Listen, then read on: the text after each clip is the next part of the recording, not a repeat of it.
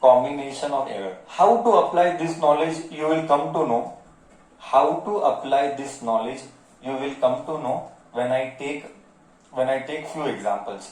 So as of now first जो error है वो है error in addition or combination of error in addition or error in sum of two quantities. Error in sum of two quantities. Sum of two quantities. Initially when I write तुझे ऐसे लगेगा कि ये कहां से आया, ये कैसे आया. Okay, that we will do later when I take an example. Delta z that is total error is given by delta a plus delta b. ये फॉर्मूला है और इसका नॉर्मल फॉर्म क्या था. इसका नॉर्मल फॉर्म था z is equal to a plus b. ये सुनने में दिखने में थोड़ा अजीब लगेगा. मैं एक एग्जांपल लेता हूं. Can you tell me our example number. Can you tell me our example number? Example number 50th we are doing. And this is a NCERT problem again. NCERT textbook का problem.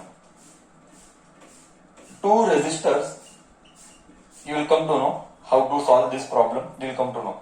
Two resistors. R1 is equal to 100 plus or minus. Yes, this is new something to you. Let me tell. 100 plus or minus 3 ohm. यानी क्या? I will explain. Okay, I will explain. Let me write the question. And R2 is equal to 200 plus or minus 4 ohm are connected in series. Find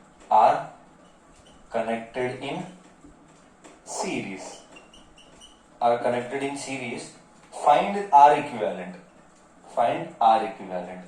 is the question. Yes bachcha. Now let us do this and let us understand this.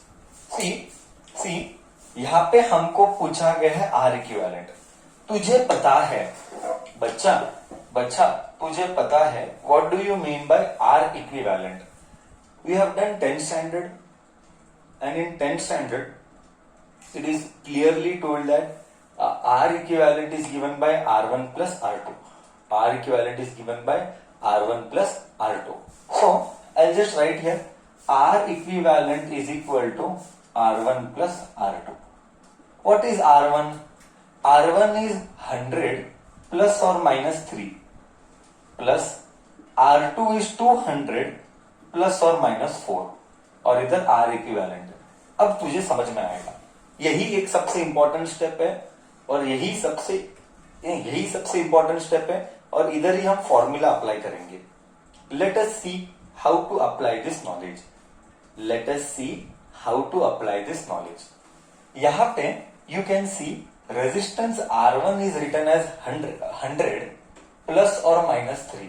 Sir plus और minus 3 का मतलब यह है कि resistance में थोड़ा सा error है.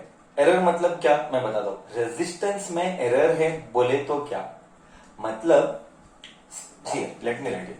100 प्लस और माइनस 3 का मतलब है या तो वो रेजिस्टेंस 97 से लेके 103 तक है. This resistance is not accurately 100. वो 97 से लेके 103 के रेंज में है. 97 से लेके 103 के रेंज में है. That is the meaning of 100 plus और माइनस 3.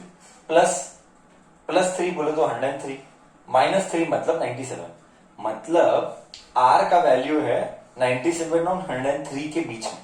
क्या तू समझा मेरी बात? हाँ या ना तो बोलो. अब तू समझा. इतना सिंपल वे में तुझे समझाया. क्या तू समझा?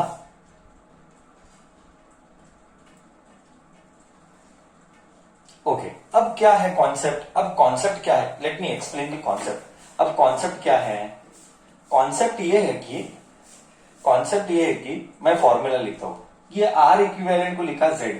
ध्यान से देखना मैं फॉर्मूला लिख रहा हूं. R इक्विवेलेंट को मैंने लिखा Z. इसको मैंने लिखा A प्लस और माइनस डेल्टा A.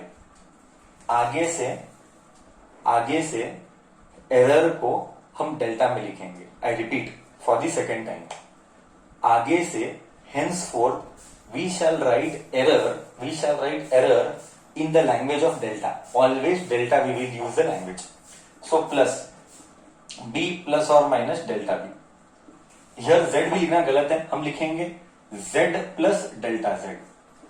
ओके, मतलब क्या है, मैंने इधर लिखा है z को लिखेंगे करेंगे a plus b, delta z को लिखेंगे delta a plus delta b.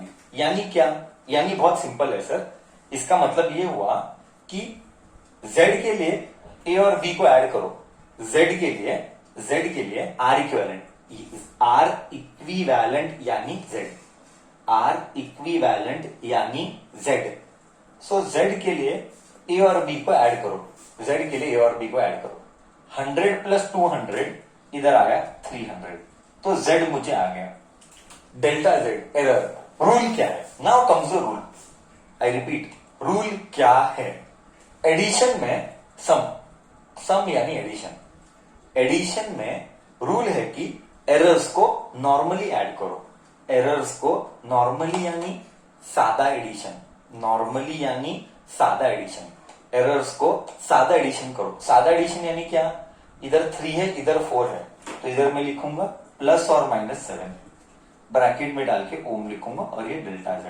मतलब कंक्लूजन R इक्विवेलेंट 300 है, बट इस R इक्विवेलेंट का एरर मतलब एक्यूरेट नहीं है, 300 एक्यूरेट वैल्यू नहीं है. इसका एरर प्लस और माइनस 7 है, इसका एरर प्लस और माइनस 7 है, इसका एरर प्लस और माइनस 7 है. सर प्लस और माइनस 7 कैसे आया? रूल है एडिशन के लिए सादा एडिशन करो, सम के लिए ध्यान से सुनना, सम के लिए सादा एडिशन करो. इसलिए मैंने 3 और 4 को ऐड किया और इधर 7 आया. मतलब एक्चुअली रेजिस्टेंस का वैल्यू 293 से लेके 307 है. This is the real meaning of this. 300 plus और माइनस 7 का रियल मीनिंग इज 293 से लेके 307 के बीच में वैल्यू है. ओके, तो क्या ये एरर ऑफ एडिशन कैसे सॉल्व करना प्रॉब्लम क्लियर है? एरर ऑफ एडिशन कैसे सॉल्व करना, क्या तुझे ये प्रॉब्लम क्लियर है?